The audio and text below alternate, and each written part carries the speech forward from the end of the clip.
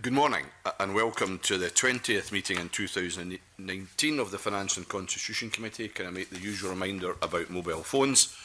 We have one single item on the agenda today, which is to take evidence on the referendum's Scotland Bill at stage 1 from Michael Russell, who is the Cabinet Secretary for Government Business and Constitutional Relations.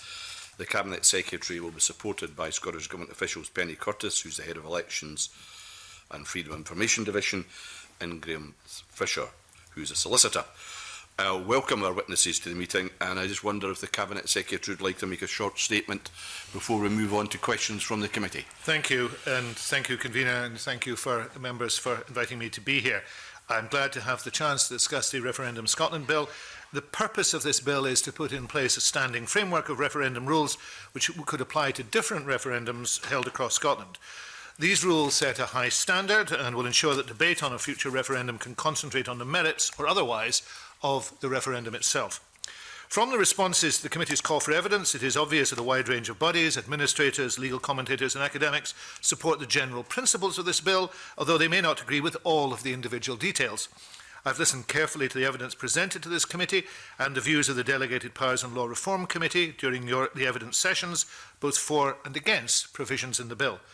Our objective, as with all our work is to update electoral law, is to ensure that the bill reflects best practice and puts the interests of the voter first. I'm keen to hear from members today to see where I can work with the committee in addressing any points the committee wishes to consider, and we can collectively ensure the bill puts Scotland at the forefront when conducting referendums. My overarching aim is to ensure that the bill works well for voters and administrators.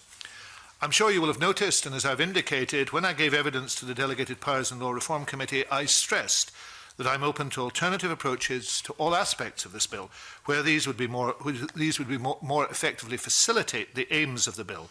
I want to come up with the best solutions available to make this bill as widely accepted as it can be, and therefore I'm happy to answer any questions and to respond to those suggestions either here or to take them into consideration as the bill moves forward.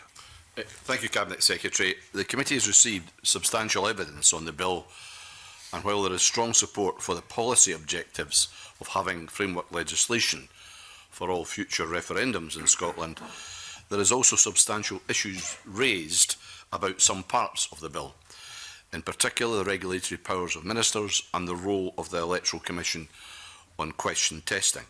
I know that colleagues from around the committee will want to pursue these issues in more detail with you, but I would first like, for the record purposes, to have your general response to the evidence we've received in these areas.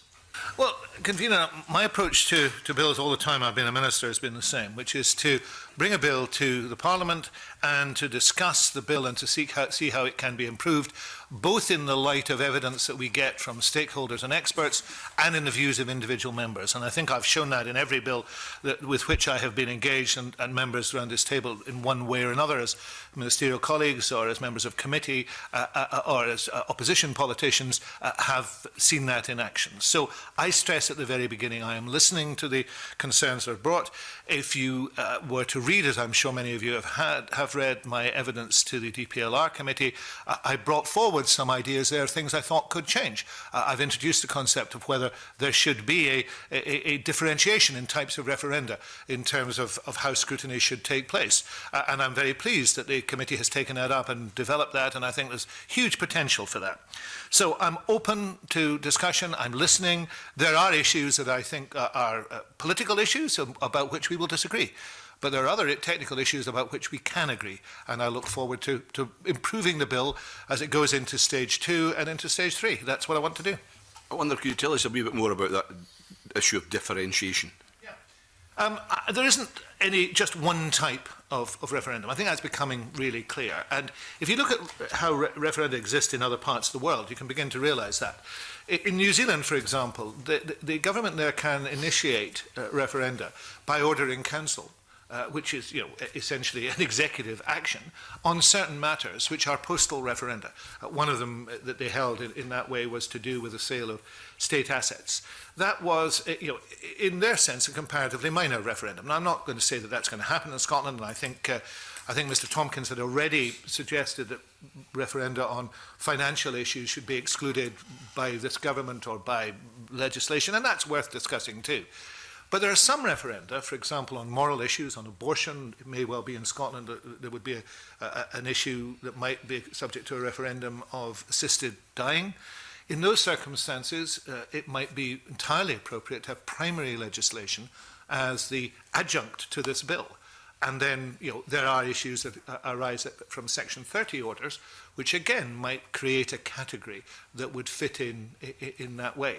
I don't think all referenda should be seen as the same, and therefore the scrutiny of all referenda shouldn't be exactly the same. You could have super affirmative process for some, you can have primary legislation for others. What I would stress at the outset is the approach that we're taking here, which has sometimes, I think, been misunderstood by those who've given evidence. This is not an attempt simply to reproduce the 2000 UK Act. This is an attempt to do something slightly different, to create in this bill the framework to hold any referendum and to plug into it the specific referendum when that is required. If you look at for example, at the UK Brexit referendum, I think there were 60 pages or something of detail about how the referendum should be held. That would be unnecessary, taking this approach, because that detail would be in the framework bill. And what any piece of primary legislation that brought the subject to the bill, if that's in the end what the Parliament decides to do, any piece of primary legislation would be much smaller. It would deal with the question, the timing, and a few other details. So that's a sort of reverse of what you see south of the border. And it's important, if you understand that, then it becomes clear that what we're trying to do is not to evade scrutiny, but to have the appropriate level of scrutiny for each type of referendum. And I am absolutely open to what that should be. It may well be that in a referendum on moral issues or a Section 30 referendum, the Parliament would wish to be able to amend, whereas in another one they might not wish to be that so, but they would want to scrutinise, and of course secondary legislation allows that to happen. Okay, Adam Tompkins. Thank you, Convener. Good morning, Cabinet Secretary. Morning. Can I say, first of all, I welcome the tone of your opening remarks, and I share your sense, your very strong sense, that what we should be trying to do here is to ensure that Scottish legislation with regard to referendums reflects national and international best practice, that always puts the interests of voters first and foremost. I want to ask some detailed questions about some of the regulation-making powers contained in the bill as presented to the Parliament. But before we get there, given what you've just been exploring with the convener, I wonder if I can ask you this. This legislation was first discussed in the Parliament in a statement from the First Minister that was about Scottish independence.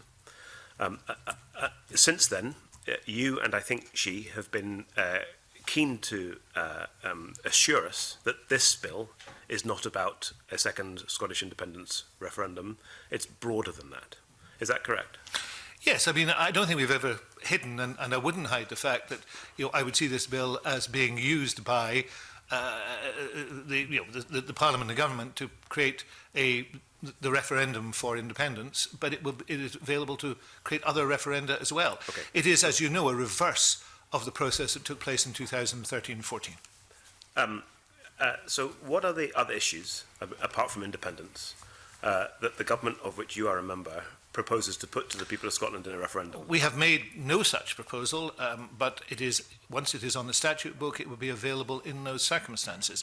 And that is not dissimilar to what happened with the UK legislation in 2000. It's not dissimilar to that. Well, let's explore that. I mean, when the UK legislation in 2000 was introduced, there was no specific referendum in mind that the government was intending to manufacture, if that's the right word, within the foreseeable future. So that's not the same as the current position, well, is it? I would disagree with you respectfully, because we're going to have a respectful conversation on this, and I think the tone is important. I would disagree with you. I think that the circumstances in the UK created the framework by which you could have a referendum in a different way, because as I explained, we're doing something a little bit different. Similarly, this one creates those opportunities. It also works within the context of the request by the Scottish Government for a Section 30 order. It believes it has a mandate for a change. It believes there should be a referendum, and this will be the means by which it can happen. Okay. But it's not the only thing that it could be used for. But nonetheless, the context in which we are examining this bill is one in which the Scottish Government is committed to only one future referendum, which is a referendum about independence. It is, I wouldn't use the word only, it is committed to a future referendum, but it is perfectly possible that there could be others. Members of this committee could propose or suggest others, and the bill would be available to them. As could you. So why don't you? What are the other issues which you as a Cabinet Secretary for Constitutional Relations think should be put to the people of Scotland in the form of a referendum? I can only under this speak bill? for my portfolio, and as I'm the Cabinet Secretary for Constitutional Relations, I'm dealing with a constitutional issue. There are other colleagues who no doubt would have views upon that matter. None of them are presently government policy because they've not brought them forward. I have, however, indicated, for example, an area of moral concern which might be part of that consideration. So I don't think that I'm doing anything other than providing the circumstances in which referenda can take place, without hiding the fact that I would like to see a referendum on independence. That's understood. Thank you for that. Can I turn then to the detail of two or three of the ministerial order-making powers contained in this bill in particular, and start with Section 1, subsection 1, which provides that Scottish ministers may by regulations provide for a referendum to be held throughout Scotland on one or more questions. You said that you have studied carefully the evidence that this committee and the DPLR have received. Do you accept that the force of that evidence is that Section 1.1 cannot stand? I accept that there is strong opinion that there should be a different type of scrutiny, that there could be different type of legislation. It may well be that in certain circumstances there should be primary legislation. I am open to that discussion.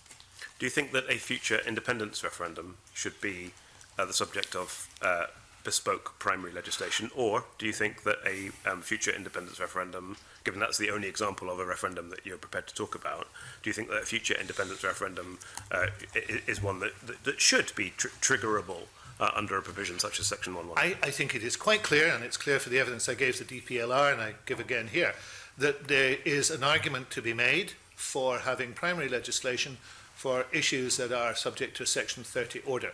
I'm not going to resist that.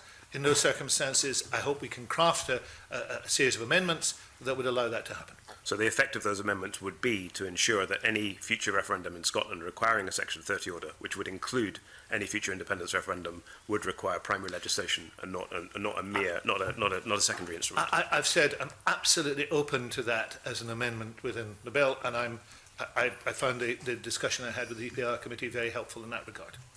That's helpful, thank you.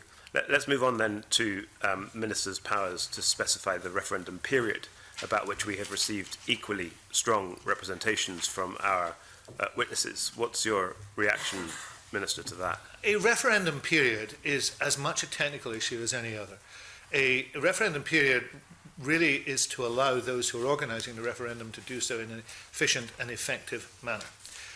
I can see no objection to that being specified by secondary legislation, but again, if the mood of the Parliament is that it should not be, then I am open to that discussion. I mean, I go back to what I said at the beginning.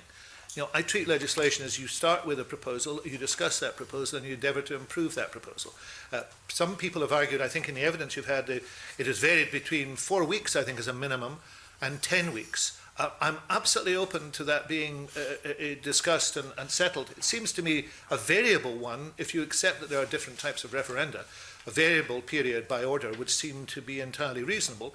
But if the Parliament believes that it wants to specify it in primary legislation, as it would do, for example, in a referendum that required primary legislation, so be it.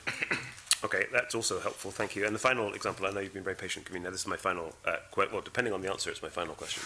Well, I'll make you a final question anyway. See where it goes. The third example of, again, reflected in the evidence, Cabinet Secretary, that we've already received, is the very broad power in clause 37 of the bill that would enable ministers to amend this act by regulation. Are there other circumstances in which you can see the force of the argument that that power should be curtailed? I think we need to sit down and discuss what we're endeavouring to do. I'm not saying that that power shouldn't be amended within the legislation, but what are we attempting to do?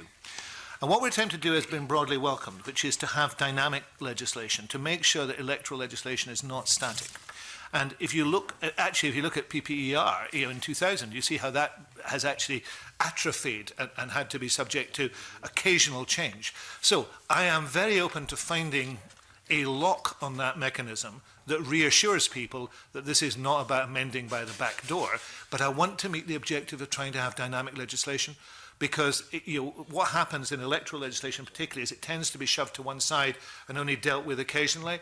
And actually, this is an area which things are changing quite a lot. We may get on later on today to the issue of digital imprints. where we sit now, it's very difficult to see how that legislation might work, but it might not be true in 2 years' time. And if it's not true in 2 years' time, it might be helpful if we were able to amend this Act to upgrade it and to make it better. So I'm happy to discuss how we could make that more acceptable to the Parliament. But I think there's an argument still for making sure that there is the ability to use the Section 37 powers in a way to have dynamic electoral legislation. Okay, well, that's clearly an issue. We'll have to come back to it at stage 2. It's interesting that if I've got this right, the Delegated Powers Committee also looked at this area, and this is just for the record to make sure we've got everything on here. And Tom, if I'm cutting across a question you're going to ask, forgive me. The DPLR said the committee focused its scrutiny on the delegated powers within the first 3 sections of the bill. It was content with the delegated powers provisions in sections 11, 34, 37, 38 and schedule. And in the schedule, I think there was 37 we were discussing. Yes, it was 37. What's your reaction to that? Well, I mean, I think we're on the same page on this. I mean, I think that we need the dynamic legislation. Clearly, that was accepted by DPLR.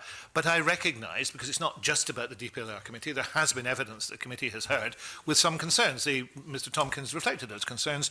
I'm willing to discuss those concerns as long as we can meet the objective of having dynamic legislation.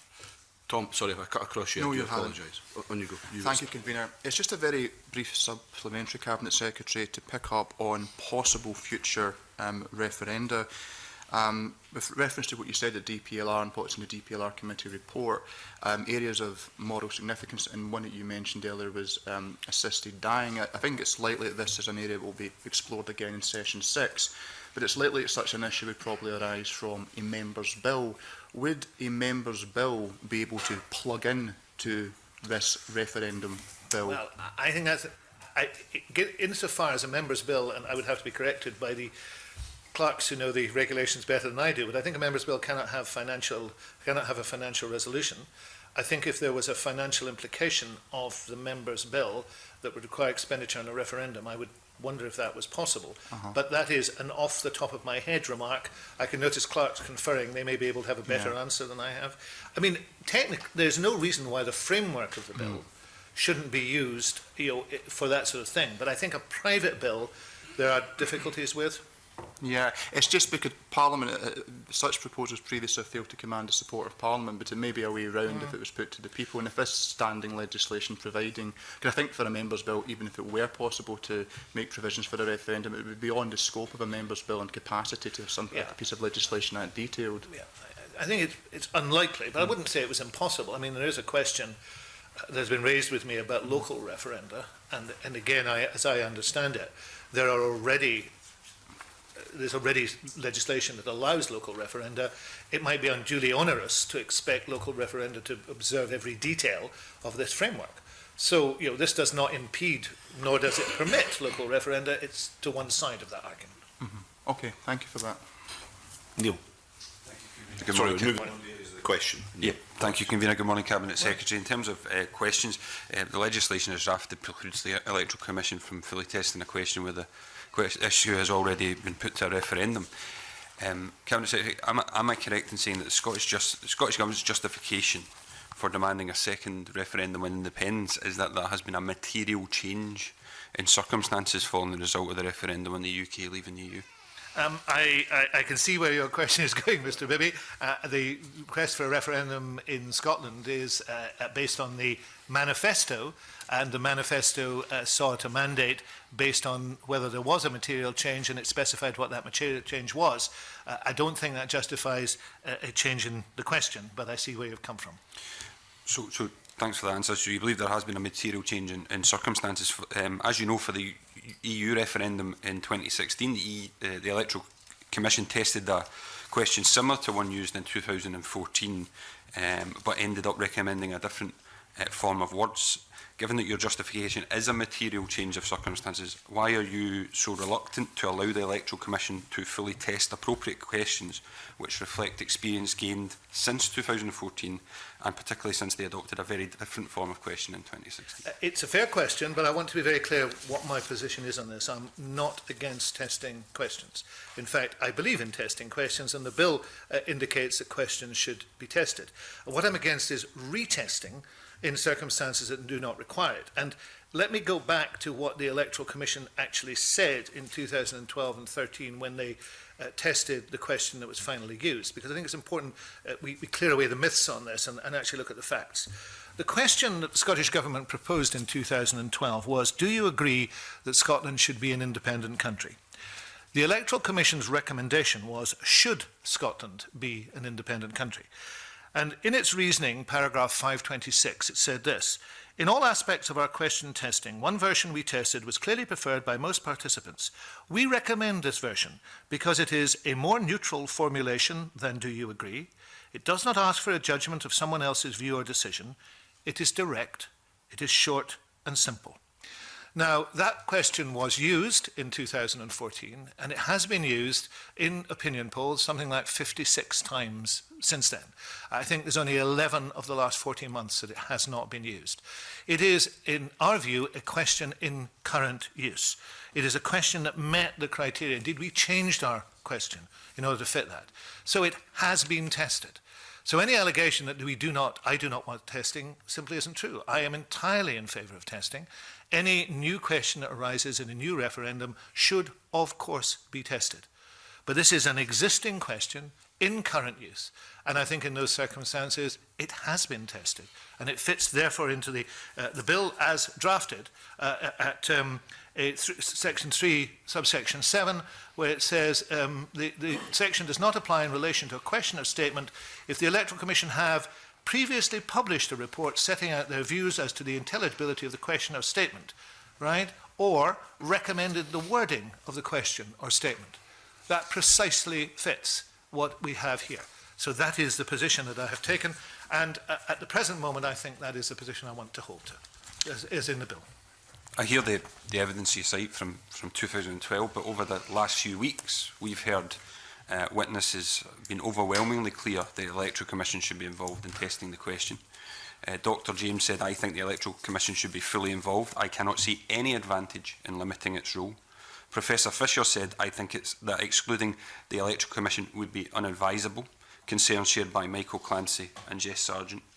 Dr Mycock said it is appropriate for every referendum, if it is repeating an issue or if it is a material change in circumstances, to go through that process, i.e. testing the question, even if it is simply a conformity process, so that you can get buy-in from as many citizens as possible on the legitimacy of the particular referendum. Cabinet Secretary, are you prepared to ignore the expert advice we have received and continue to sideline the Electoral Commission in the way that the legislation is drafted? And if so, why? Are you not concerned about trying to get buy-in from as many citizens as possible? Well, I am entirely in favour of testing the question, as those witnesses are in favour of testing the question. The question has been tested, and the question is in continued current use. And that is a really important factor, which I think needs to be factored into any evidence that takes place. I repeat, over 50 times this has been used. This is the question that is understood. And I do think it should be very carefully considered in that regard, rather than simply cast aside. I am in favour of testing questions. There is no doubt about that. But in this case, this question has been tested.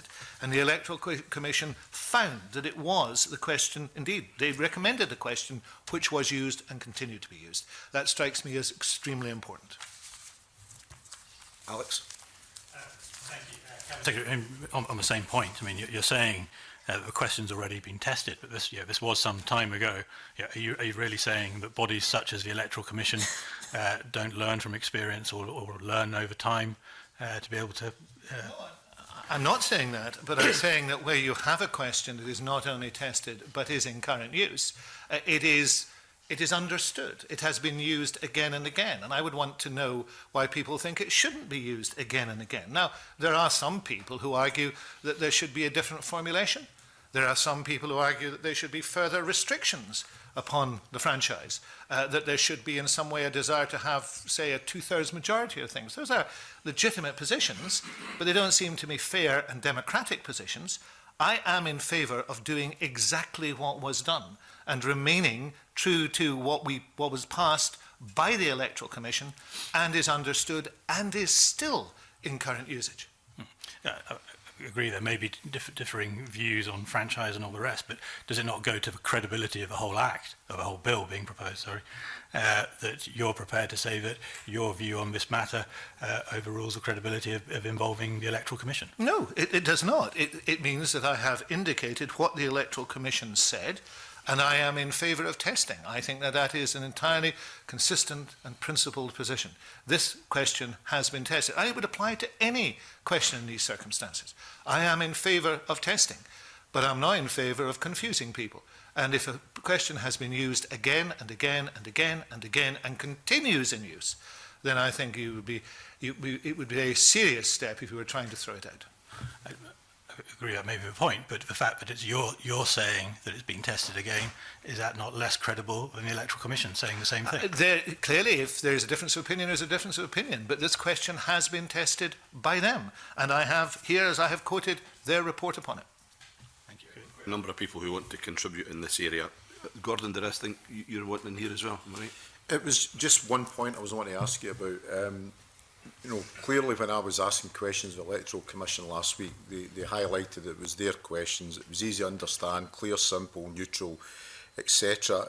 What I want to ask you about is, over the last 8 years, there's been 231 opinion polls that have carried that question, and 3.6 million people voted on that question. Is there a danger of confusion in the minds of the electorate if at this late stage we actually change the wording of any referendum question? Well, I think that would be a danger if a question was in current usage, and this question is in current usage. You know, there have been suggestions, for example, that it should shift to leave remain. I think anybody making that suggestion clearly hasn't thought that through very well, given the currency of leave and remain. So I think this question was tested, was, as the Electoral Commission indicated, direct, short and simple, doesn't ask for judgment, is a more neutral formulation than the one the Scottish Government put forward. I think that's pretty convincing. And are you satisfied that the testing that took place by the Electoral Commission was robust and, you know, stood up to scrutiny? Well, it's a bit late for me to be concerned about that, given it was 2012, No, so I would have to say yes. Yeah. Okay. Yeah. Alec? Morning. So, Cabinet Secretary, you're saying that if the question was tested and it was fine, then if we're having another referendum, the same question applies. Should there be a time period between being able to call another referendum, or because I mean, forget the independence question, which is the one that you say this bill's brought forward for, but if you could end up having referendums every time somebody's not happy, they want another one until they get the right answer, and they keep going with the same question. Well, of course, that should be a consideration. You know, are there circumstances in which referenda should be repeated or not repeated? You know, it's not just a conversation we're having in Scotland, it's a conversation that's existing about the Brexit referendum, you know. And I think in these circumstances, you have to look at what the political circumstances are and where things actually are. That is, to some extent, a separate question from the question itself. The question itself, I'm arguing here, is in continued use. I mean, it's not that it was asked in 2014 and never asked again. This question, you know, as Mr. MacDonald has indicated, has occurred in, what, 200 and something opinion polls. You know, this is a question that people understand. So I would want to know if it has already been approved by the Electoral Commission, and it is a question in current use, you know, why should it be tested again in those circumstances? Would that not in itself provide confusion? Well, it's a subjective point of view that you take, I think. In terms of a referendum, is it not important that people have confidence going into that referendum? And if we are disputing, you know, a question that was asked in 14, where circumstances have significantly changed since then, I mean, my own view is, as I've said to you before, is that for us to try and go into a referendum before we know the outcome of Brexit would be, in my view, wrong. But what would it be that we were actually asking? Is it independence within Europe? Is it an independent state that simply will exist within its own? So things have significantly changed, arguably, since 2014, but you just want to stick to the same question. And therefore, more importantly for this bill, it's the principle of the bill, and the principle surely is that you have to have confidence each time you go into a referendum, and by independent expertise looking at questions, does that not give us a confidence? It does indeed. That's why I'm happy that the Electoral Commission, on considering this question, said it was a more neutral formulation, does not ask for a judgment, is direct and is short and simple. So I am, I repeat, I am far from being against testing. I am absolutely devoted to the principle of testing. What I am against, however, is retesting in circumstances where a question is current. If a question was not current, as I said, if the question had been asked and then forgotten about, of course. But this question is current. It's being asked again and again and again. So far from, and I would respectfully say to you, far from, saying that this would lack confidence, I think those who are challenging this question are, in some circumstances, attempting to muddy the waters. Because this question is clear. It has passed the test. It is there, and it continues to be asked. And in all those circumstances, it seems to me strange to argue that in some sense this question, because this is a part of the bill that is about, not just about this is about how referenda should be conducted. Exactly. And in these circumstances, it says if it's been approved, fine. Now, you might want to say, I thought you were starting on this, you might want to say, well, there should be a time limit on it, that a report might expire after a period of time. And, that is something that's worth discussing. But if it's still current, I don't see how you would object to it continuing to be asked. It just seems to be incredible that you would go on, there would be a moment in which you were asking this question in opinion polls right through, and suddenly you'd be asking another question in opinion polls right through. And that would seem to me, how could you have any confidence in the data set in those circumstances? But is it, just to finish on this, is it not the principle, in establishing the principle, that each time you have a referendum, then you, whatever that question may be, the principle is that an independent body of expertise tests that question? The principle is that no referendum should be held without a question being tested. This question has been tested. 6 years ago. This question has been tested. Right, Patrick. Thank you. It seems to me as though, there's clearly a lot of politics in this, but there's maybe not a huge difference in terms of where people might get to. Section 3.7 is the part which disapplies some of the requirements for consulting the Commission. You seem to be open, and I think it would be helpful if you would clarify if you're open to amendments to that section 3.7 that would change the circumstances in which that is disapplied, either in terms of time limits, an expiry, or some other criteria that might give effect to what you said at the beginning, which is you want testing to happen wherever it's necessary.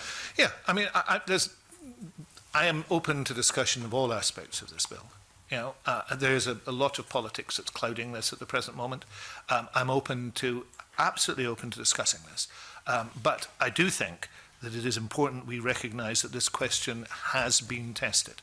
And therefore I am not, as has been represented, against testing, but I'm against retesting a question that is current. So just as I'm suggesting there are different categories of referendum, there may clearly be different categories of question and how those are dealt with.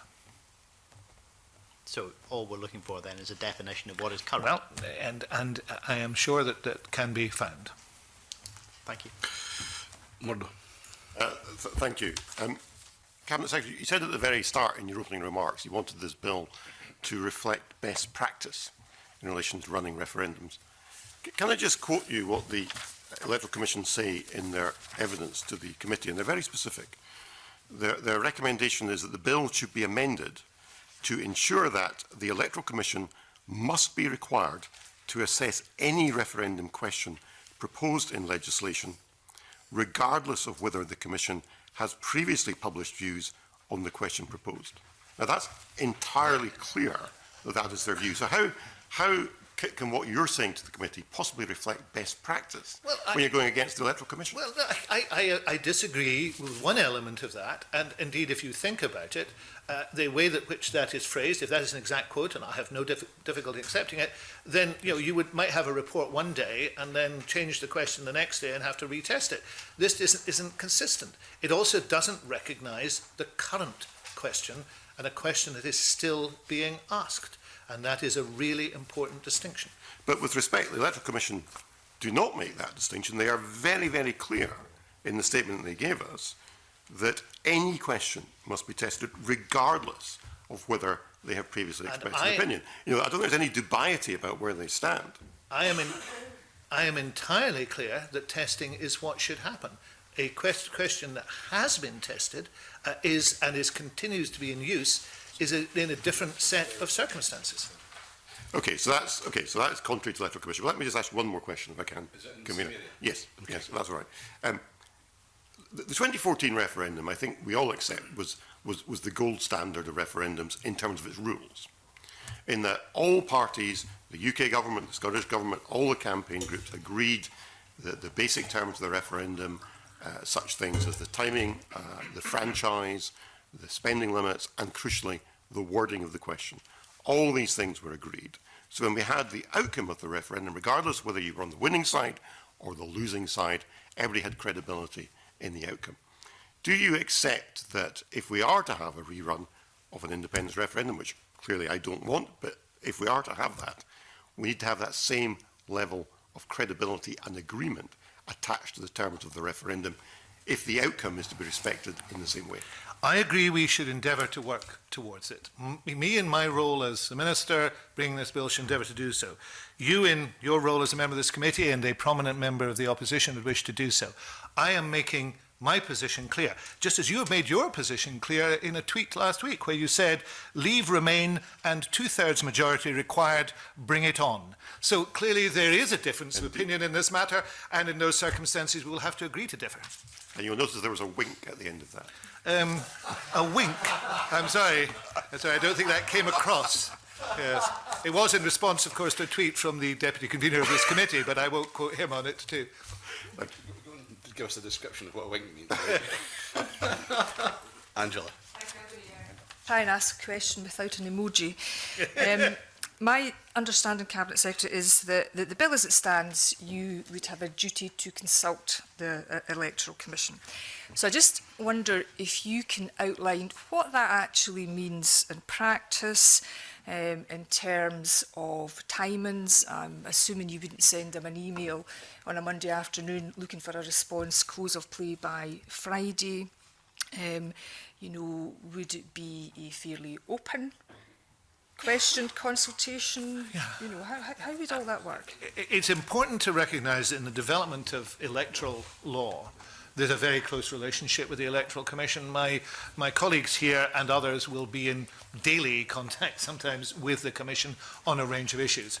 We should distinguish between that type of interaction, which is constant and which seeks to deal with the minutiae of electoral law and practice. I mean, there are a range of issues that we have discussed. I have an outstanding correspondence with them at the present moment about an issue in electoral law to do with the ordering of candidates on local authority ballots, with which every politician is familiar. That is a debate that takes place all the time. And then there is formal consultation, where we would have in the bill a duty to consult on a certain issue, and that would be dealt with formally. But it would be prepared beforehand. There would be conversations about how the Commission wanted to do this, how we wanted to do it. I would always imagine that we would publish that. I can't imagine circumstances in which we would not publish both the Commission to them and let you see it as a relevant committee and publish the material that comes back. There's a difference between that and some people have been arguing that this bill should mandate the Commission to make certain decisions. Like it or not, politicians are elected to make those decisions. And I don't think the Commission would want, I see no indication the Commission would want to put itself in that position. But if we request information or views, those views come back and we publish them, then we can have this type of debate. The views that the Commission are not Holy Writ. There will be differences of opinion about them, but it will be an open debate.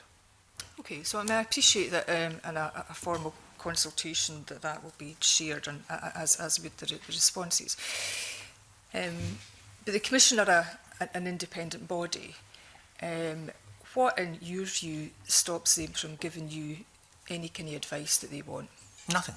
Absolutely nothing. I mean, I meet with the Commission from time to time. I met Bob Posner when he was up in Scotland the time before last, and sat and had a fairly lengthy chat with him about issues.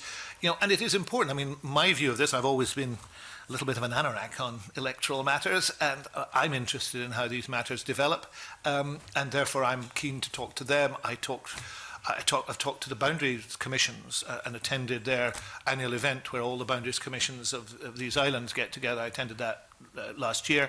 I am interested in what they do, and there's an interchange in ideas. I mean, interest in this bill, when we may or may not come on to some of the details, for example, of fines from the Commission, details of digital imprint, I think we're in an area of emerging activity, and therefore that type of dialogue with the Commission is important, as the views of the committee are important. There may be things we can't do in this bill, like I mentioned digital imprints, because it is still very difficult to see how you do it, but those will over the next few years emerge as issues which we could deal with. There's the issue of the fines. The Commission have indicated they want massively increased fines. That is a question of how we respond to that and how we take that forward. I was keen to question the Commission last week about just to understand more about how they protect their impartiality and integrity, particularly given that there are political appointees or representatives on their board. So I just want to check with you, Cabinet Secretary, do you have confidence in the Electoral Commission? Yes, of course I do. Yeah. Okay. That doesn't mean, I just want to stress this, that doesn't mean that I accept everything they say or they accept everything I say, but it is a good and positive relationship and I have confidence in them. Your other questions, you just want on referendum period. Do you want to cover that just now? Yeah, I will do, Convener, thanks. We also heard throughout the course of our evidence, Cabinet Secretary, about the Gould principle. We were reminded last week that the origins of the Gould principle grew out of events and the consequences of having two elections on the same day. I wondered if you can see whether the Gould principle is something you would intend to adhere by, and whether you foresee ever having two electoral events on the same day. Well, I am a supporter of it, I have to say, having seen at close quarters the difficulties that can be created. I think those of us who were at counts on the election night of 2007 will not forget the experience. And I think, with difficulties with ballot papers, electric counting, all sorts of things going on, I think we recognise how important this is. I was also a member of the Arbuthnot Commission on Boundaries and Voting Systems, and I think there was that commission, which was a very positive experience under John Arbuthnot, reflected on those issues too. So I am broadly of the view that there should not be two or more electoral events on the same day. And I think I would want to stick to the principle if I possibly can. Now, everything, that's the best. Sometimes in circumstances that you cannot avoid, it might have to happen. But I'd be very careful about it, and I would want it not to happen if at all possible. People get quite shirty about having elections imposing on other events. I remember, I think it was the Lanimer's Day Committee in Lanark who were very offended when there was a UK general election twice on Lanimer's Day and it had to be postponed. So it can be disruptive elections. You don't want them to disrupt each other as well, and that becomes damaging. Okay, and in terms of the issue of the 6 months approach, needing adequate time for the administrators to do all the processy stuff, but also giving adequate time for a proper debate. When should the 6 months kick in from passing of primary legislation or passing of secondary legislation? I'm not absolutely committed. I think the 6 months is the gold standard. There might be circumstances with change, but I would think it would have to kick in at the passage, probably once the regulations were entirely clear. So, I think it's not absolutely hard and fast there. But the importance here is that the administrators know what they have to do and are confident they can do it in the time that they have to do it. Not just the administrators. In a referendum, time has to pass so that the participants can register. That whole process has to go through. So you have to, I said earlier on, I think all of these timescales are to do with the technical ability to deliver more than they are to do with anything else. I'm not utterly convinced that you need, I think somebody was arguing 10 weeks was, in evidence, was the only, people took 10 weeks to absorb a political debate. That would only be true if you were starting from scratch. Many people have already absorbed debates that will become referenda if that is what happens. So in those circumstances, I think it's about the technical ability to deliver, and we must be assured of that. But, electoral administrators are also very experienced, and sometimes they can do things faster than they think they can. Okay, and my very final question, convener, and it might be one for the officials. If, for the record, somebody could summarise what events need to be consecutive and what events can be concurrent.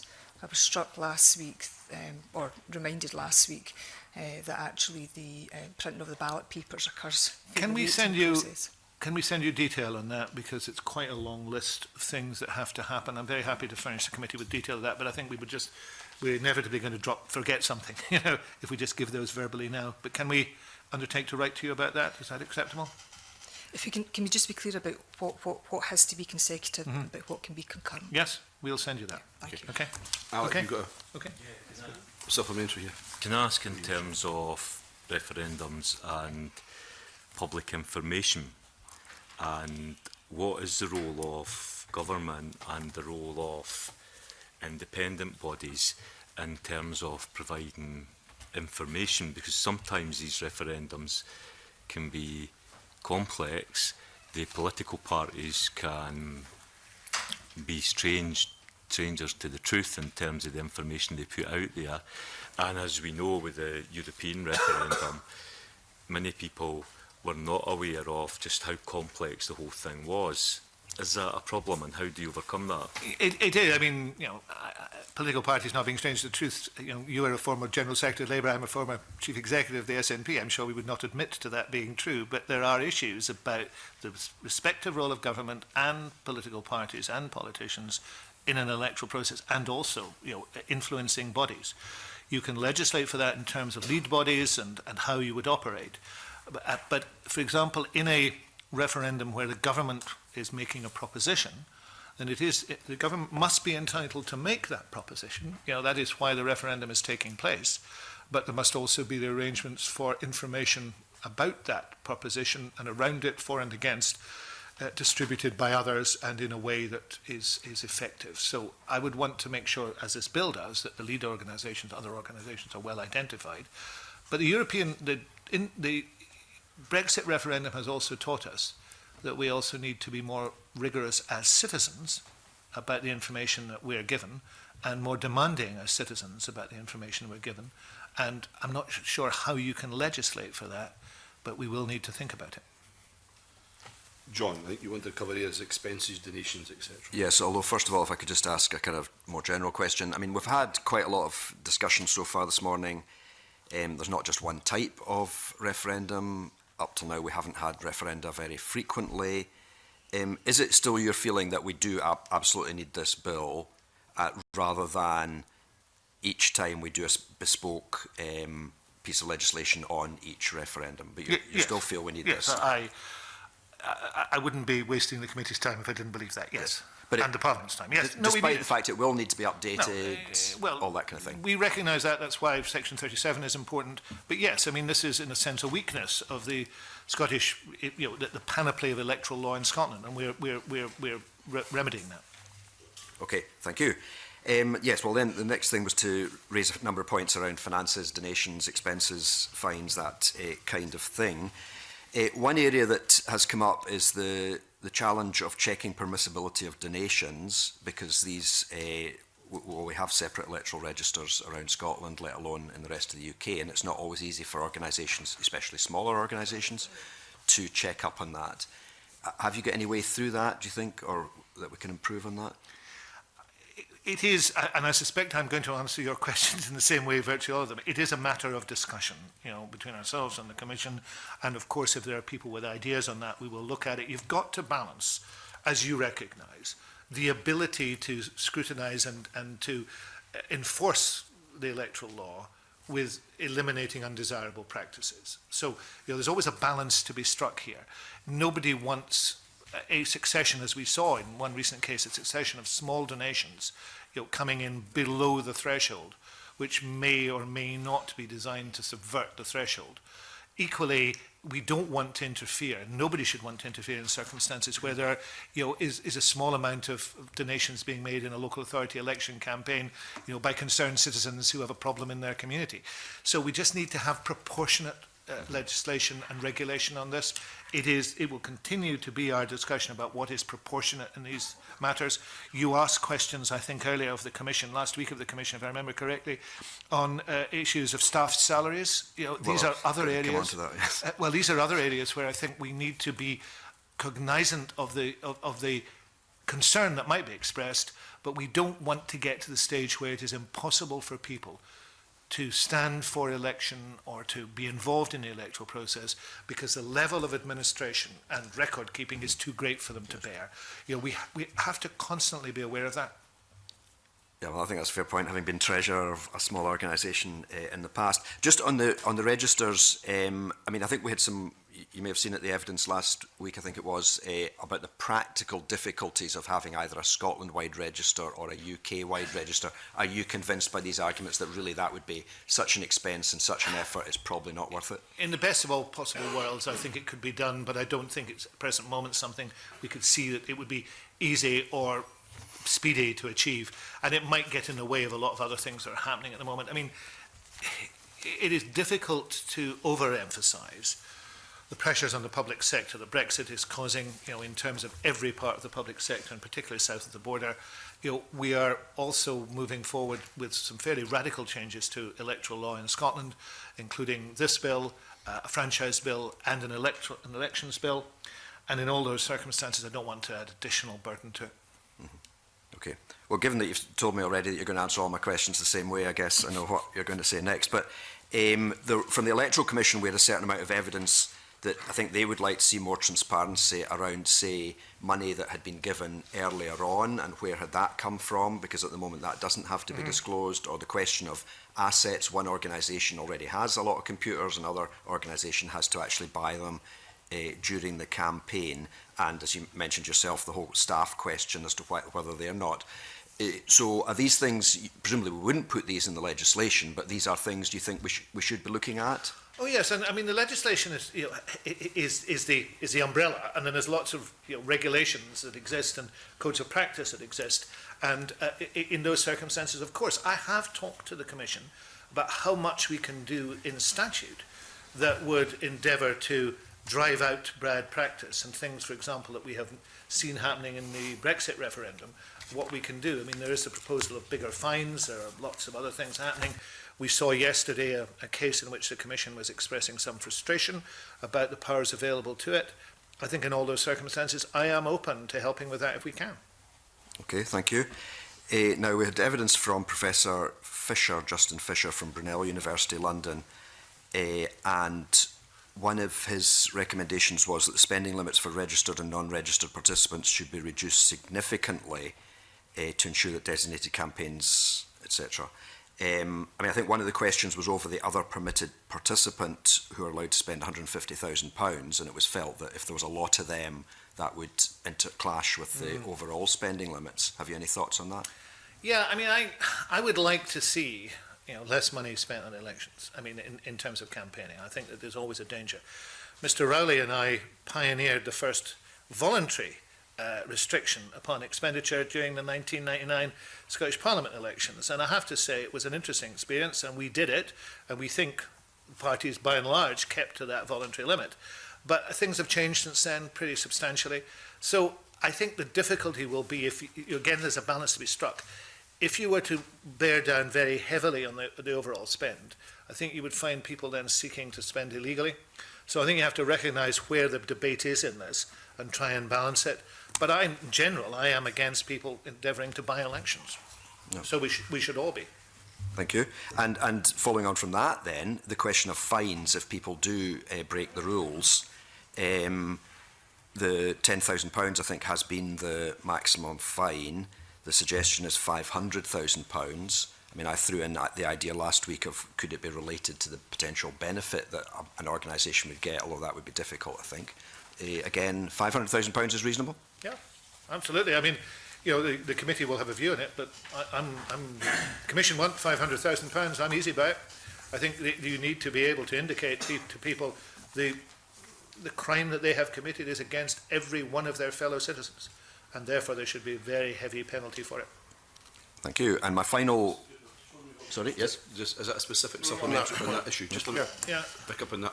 I just wanted Sorry, to ask, if I can, exactly the same question I raised on this point to the Electoral Commission last week, and I don't disagree with the need to have penalties applied, but many of these penalties are applied well after the event. You can imagine if a referendum is established, there are campaign groups set on each side. These campaign groups raise money that they then spend. You know, what's the point 6 months after the outcome of the referendum is determined, the votes are counted, the results been accepted, hitting a campaign group with a £500,000 fine when effectively it's been wound up and has no assets to pay? I mean, I understand the concept, I just don't really understand how in practice that's a deterrent. I saw your objection to it, and I think, of course, it is possible that will take place. But I think it is an indication. I mean, I don't think a fine would be levied without, you know, very careful consideration of the case and proof that that was the case. It is an indication of the seriousness of the crime. I don't think you wouldn't impose a fine in other circumstances, you know, if the view that you just couldn't collect it. You might impose the fine and then endeavour to collect it, or accept that it was outstanding. So I don't think the fact that the people might not be able to pay it because they've gone off is in itself an argument for not doing it. You know, I think the argument might be, is the level of fine the appropriate level? I'm comfortable with it. Yeah, I suppose my point is it a deterrent in those circumstances if it's levied so far after the event that it's not going to have an impact on a campaign organisation, which by that point may well have been wound up or have no assets to pay any fine? We have seen in recent times some people who appear to be contemptuous of these laws. We have seen other people who take them seriously. I suppose we should try and show that we take them seriously. But is a question in the same area, Patrick, and fines? Yeah, just to follow that up briefly, you'll be aware that the National Crime Agency, for example, has decided to drop further investigations into Aaron Banks and Leave.eu. And responding to that, the Electoral Commission said, we're concerned about the apparent weakness in the law highlighted by this investigation outcome, which allows overseas funds into UK politics. You know, in this situation, surely the consequence, and it may need a change in the law to remove this loophole, but the consequence should not merely be a fine for an organisation, but criminal penalties for individuals. Surely if we have that prospect, then there is a serious deterrent to people accepting impermissible donations or hiding donations which may be impermissible. I don't think it's an either or. I think the Commission should have the right to fine, has the right to fine at the moment. I think that should still be there and it may increase. But I don't disagree with you. I think where people, I mean, I'm not commenting on a particular case, but where people are found guilty of serious breaches of electoral law, which is crimes against their fellow citizens, undermining their fellow citizens' democracy, they should be subject to the full penalty of the law. And is there scope for this bill to go further in preventing the use of overseas or impermissible donations in Scottish referendums? I would want to think about that. I think there are issues of, you know, a bill's primary purpose and the fact that you might be getting into dangerous area there. But can I go away and look at that and see? I mean, I have had this conversation with the Commission, but on the basis of fines, not on the basis of criminal action. So I'm happy to have that conversation with the Commission and look at that as we get to stage 2. Thank you. And just finally on that point, is there a reason in principle why donations from within the UK but outside Scotland should be regarded as permissible for a Scottish referendum?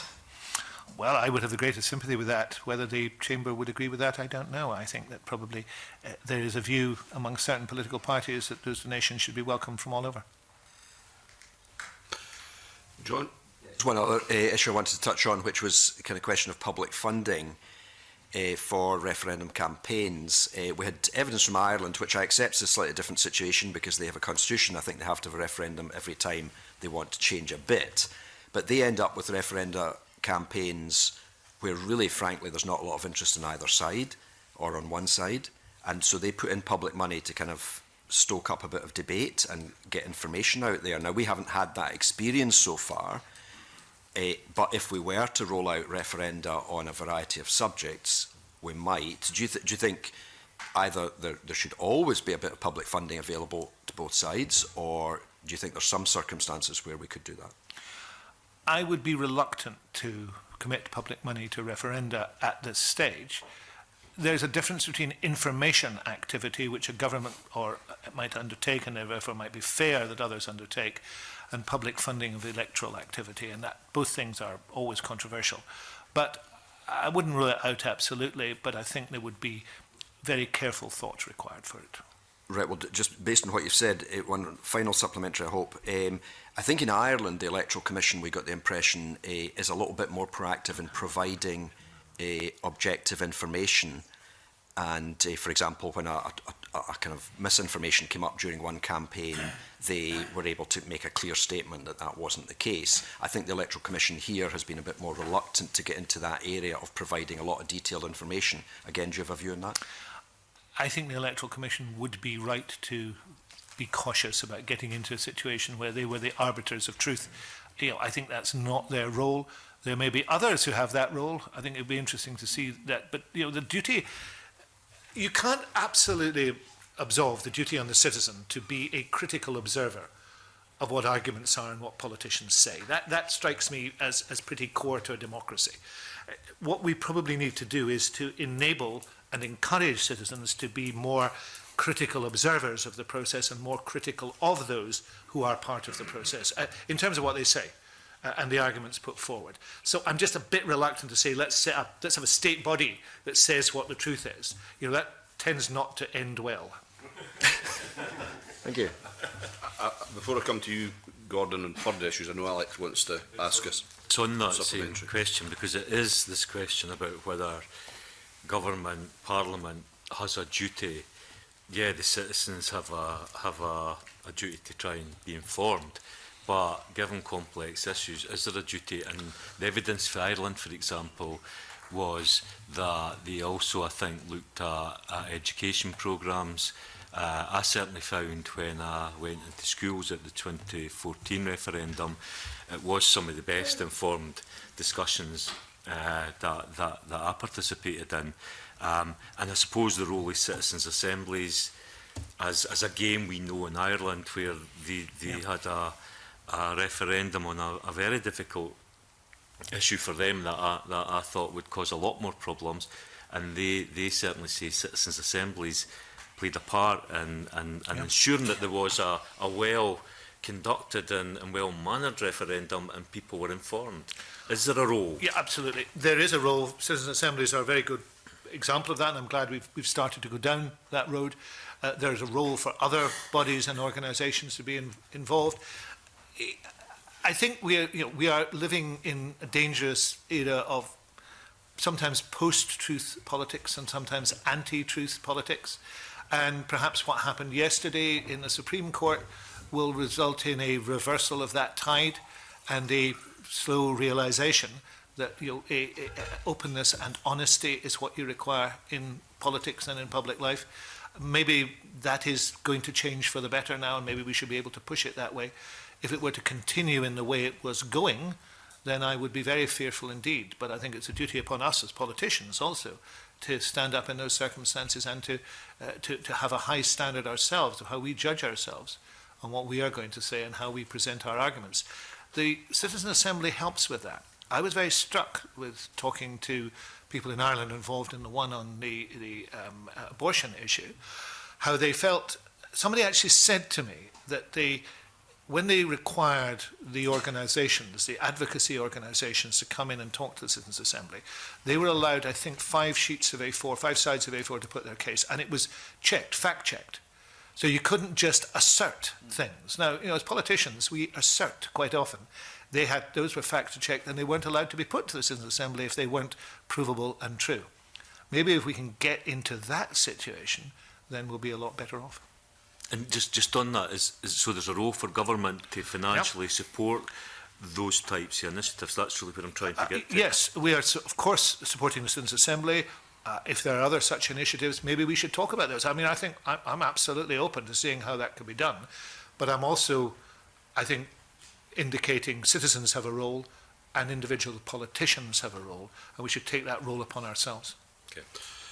Gordon, you had some issues on Purdah, I think. Yeah, I just want to ask a couple of questions about the Purdah period. The bill restricts in the final 28 days of any referenda the publication of promotional material by government and public authorities, the same as the UK PPR Act of 2000. The Electoral Commission in written evidence suggests that the Purdah period should be extended for the full referendum period, but with a narrower range of material restricted. Is there a need for a change to the Purdah period? How do you see it working in practice, and what impact would it have on the day-to-day running of the Scottish Government or the Parliament, say if the referendum period was 6 months or a year or whatever it happened to be? Yeah, I don't think that you should extend a period of Purdah with lightly or ill-advisedly. The restriction is to make sure that a government is not seeking to influence the outcome unduly.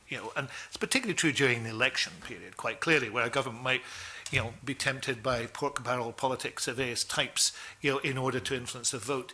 A referendum is different in that regard. A single issue referendum is different. I think it is appropriate the government has some stay upon it, but I think an extended period would be very disruptive for normal business because, in a Purdah period, ministers do not make announcements, various issues are not allowed to be dealt with, civil servants aren't allowed to do certain things.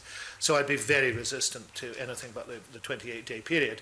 And even that, I think you'd want to interpret that carefully so that you could not undertake any actions that were influencing the subject involved. Mm-hmm. But, there are a whole range of other areas that government should be free to continue in action.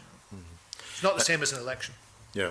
And if there was a referendum that both the Scottish and the UK government had an interest in, and the Purdah period was changed, the difficulty we heard in previous evidence is that the change to Scottish law wouldn't bind the hands of the UK government. And we've already saw that in the 2011 Welsh referendum, the Electoral Commission asked both the Welsh and UK government to extend the Purdah period. Wales agreed, but the UK government didn't. I'm just wondering, what impact could that have on any referendum campaign of this uneven playing field? There have been concerns expressed recently that there might be a desire in the present UK government to eat into any Purdah period of any description and to treat it less serious than it has been treated. So I'm cautious about that. In order to make an agreement between the governments of these islands stick, you need to have a trust in each other. And it is no secret that trust has evaporated. I mean, it doesn't exist. So at the present moment, I wouldn't have any confidence that it could be operated effectively. If you had a more trusting relationship, if you had the intergovernmental review come to a conclusion, and with checks and balances and enforceable checks and balances, it might be possible. Okay, thanks so much. Patrick, your areas around online publications, etc. Yeah, thank you, Convener. So following on from that, the section on publications not by governments, but by anybody else, campaigners, campaign bodies, political parties, members of the public. It does clearly set out the requirements for information about the origin of those publications. It covers printed materials, it covers newspaper adverts, but it also covers all other publications. And publish is defined as make available to the public at large or any section of the public in whatever form and by whatever means. So clearly that would include online publications. How extensive is that? It seems to me that, as it stands, it would cover social media posts, for example. Yes, I think it should. I think the great difficulty here is how you construct this in a way that is effective and can be enforced.